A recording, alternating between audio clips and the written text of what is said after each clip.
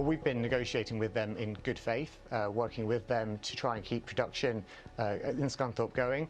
We made them a very generous offer to keep production going, but what came to light in recent days is that they were accelerating plans to close the blast furnaces, and that was the critical bit of information that meant that we had to act